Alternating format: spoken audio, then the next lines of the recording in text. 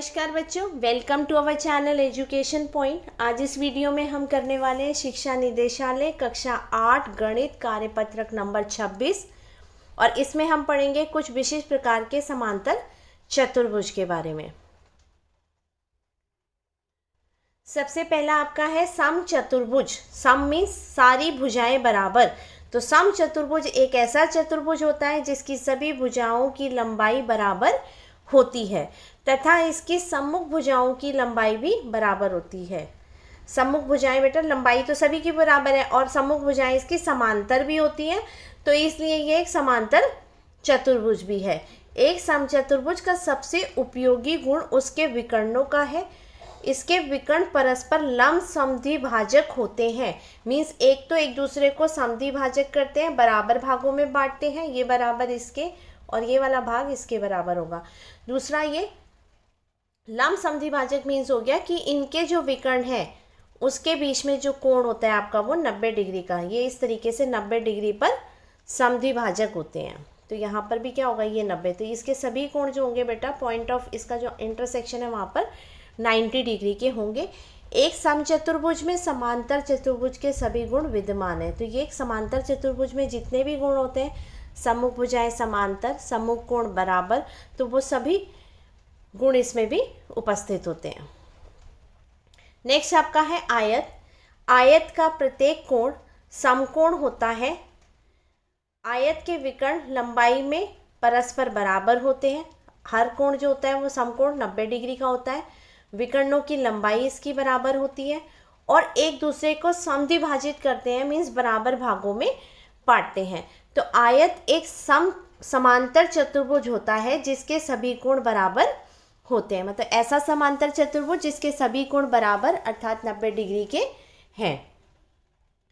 तीसरा आपका है वर्ग।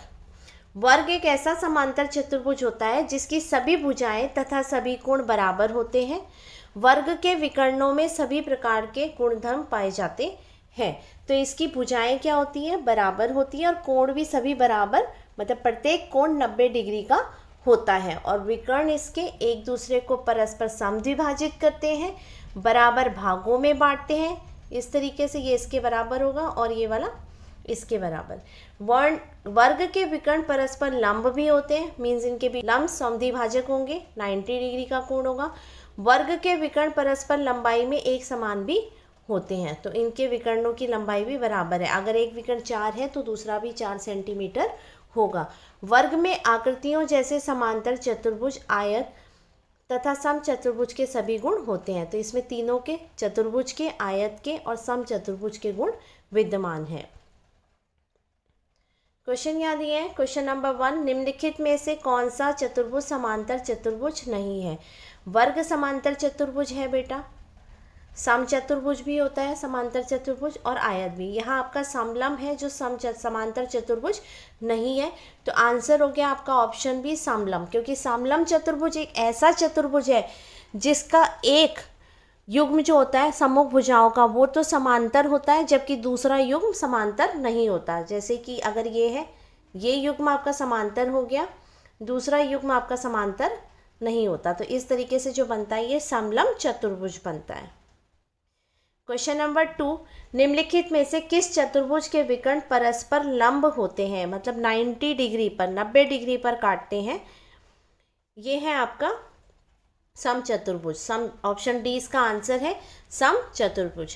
क्वेश्चन नंबर 3, निम्नलिखित में से किस चतुर्भुज के विकर्ण बराबर होते हैं। विकर्ण बराबर आपने पढ़ा अभी आयत के और वर्ग के।